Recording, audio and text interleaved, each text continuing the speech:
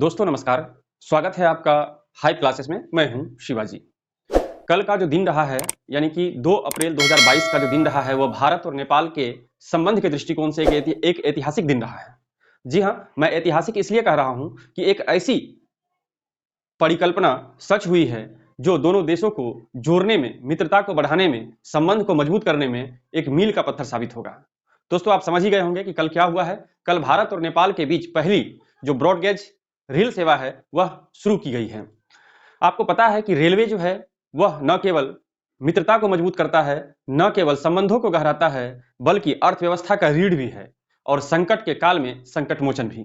तो रेलवे का अपना एक महत्व है और भारत नेपाल के बीच जो उतार चढ़ाव संबंध में हमने देखा था बीच में, उसको एक नया आयाम मिला है और एक मजबूत आयाम इस रेल के शुरू होने से मिला है।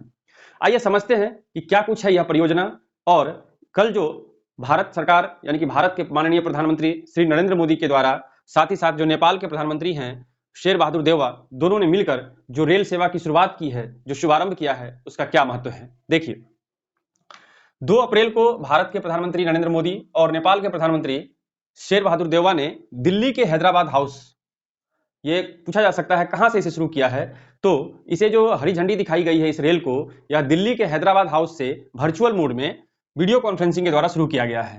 तो यह रेल सेवा कहां से कहां तक का है? जयनगर से बर्दिवास रेलवे का उद्घाटन। ये एक रेलखंड है जयनगर से बर्दिवास। इसको 2 चरण में पूरा किया जाना है। अभी जो कल शुभारंभ किया गया है वह जयनगर बर्दिवास रेलखंड के पहले चरण का शुभारंभ है। तो पूरा जो बनना है वह जयनगर, जो बिहार में मधुबनी जिला में है, वहां से बर्दिवास तक रेलवे बनना है। बर्दिवास नेपाल में है। यह यात्री ट्रेन है। कल जो शुरू किया गया है 2 अप्रैल को, वह कैसी ट्रेन है? तो यह यात्री ट्रेन है, यात्री को ले जाने के लिए शुरू की गई है। और अभी जो इसका पहला खंड है, जो पहला चरण है, उसमें जयनगर, जो मधुबनी जिला बिहार में है, जयनगर से नेपाल के कुर्था, कुर्था कहां है? धनुषा जिला। यह नेपाल के धनुषा जिला में पड़ता है कुर्था क्षेत्र, और ये जनकपुर सब डिवीजन का एरिया है। आपको यह भी पता होगा कि कुर्था जो है वह जनकपुर से बाद का रेलवे स्टेशन है।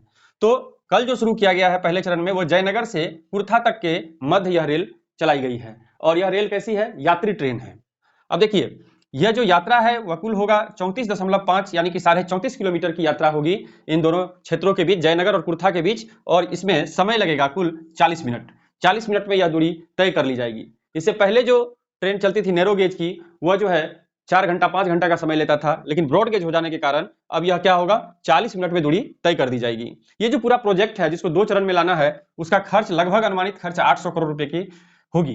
यह अनुमानित खर्च है। और खर्च कौन करेगा? भारत सरकार करेगी। अपने जो नेवर फर्स्ट पॉलिसी है भारत सरकार की, उसके तहत जो हमारे पड़ोसी देश हैं वहां पर मजबूती के लिए, वहां के इंफ्रास्ट्रक्चर को मजबूत करने के लिए और कनेक्टिविटी को बढ़ाने के लिए यह खर्च भारत सरकार कर रही है।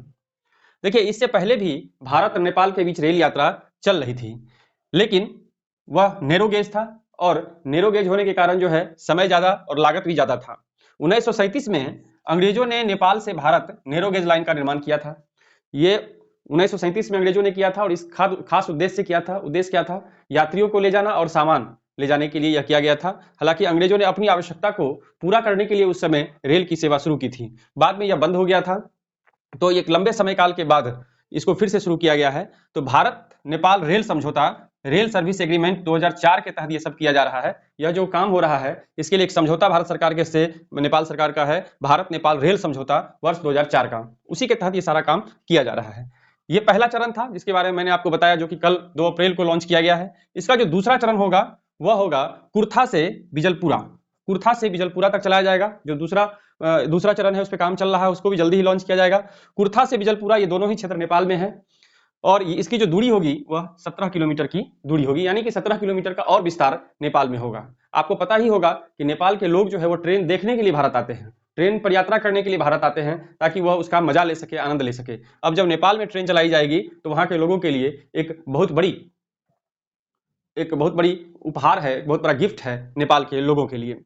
यह सब काम कौन कर रहा है, यानी कि कौन सी एजेंसी है जो भारत और नेपाल के बीच रेल का निर्माण कर रहा है और उसके रखरखाव पर ध्यान दे रहा है? तो उसके लिए निर्माण कार्य के लिए इरकॉन को लगाया गया है, जबकि प्रबंधन के कार्य के लिए कोंकण रेलवे कॉर्पोरेशन लिमिटेड को दिया गया है काम। तो ये दोनों संस्था मिलकर इस काम को कर रही है। आपको पता होगा कि जो पहला चरण है जो कल लॉन्च किया गया है जयनगर से कुर्था के बीच, इसकी स्थापना यानी कि इसका जो सारा काम है वह वर्ष 2021 में ही पूरा कर लिया गया था। लेकिन वर्ष 2021 जो रहा वह कोविड का दौर रहा, इसलिए इसे शुरू नहीं किया जा सका, यानी कि इसका शुभारंभ नहीं हुआ। और यही कारण है कि शुरुआत में ही 2022 में इसे प्रारंभ कर दिया गया है। इससे पहले भी हमने देखा है कि नेपाल के लिए भारत सरकार ने एक पेट्रोलियम पाइपलाइन का भी उद्घाटन किया था। कब? वर्ष 2019 में। यह मोतिहारी से, यानी कि बिहार के मोतिहारी से अमलेखगंज पाइपलाइन की शुरुआत की गई थी, ताकि निर्बाध रूप से जो पेट्रोलियम पदार्थ है वह भारत से नेपाल को भेजा जा सके पाइपलाइन के माध्यम से। तो ये कुछ नए आयाम है भारत और नेपाल के संबंध के बीच। मैं बहुत जल्द भारत नेपाल संबंध के सभी आयामों पर और ऐतिहासिक दृष्टि से एक वीडियो बनाऊंगा, ताकि आप भारत नेपाल का जो संबंध है उसको विस्तार से समझ सकें। आज फिलहाल मैंने सिर्फ यह प्रयास किया है कि 2 अप्रैल को जो भारत नेपाल मैत्री रेल चली है उसको मैं आपको समझा सकूं, और मुझे विश्वास है कि जो फैक्ट्स यहाँ दिए गए हैं इसका लाभ आपको परीक्षा में जरूर मिलेगा। तो देखते रहिए हाइप क्लासेस। चैनल को लाइक कीजिए, सब्सक्राइब कीजिए और दूसरों को शेयर भी कीजिए। धन्यवाद।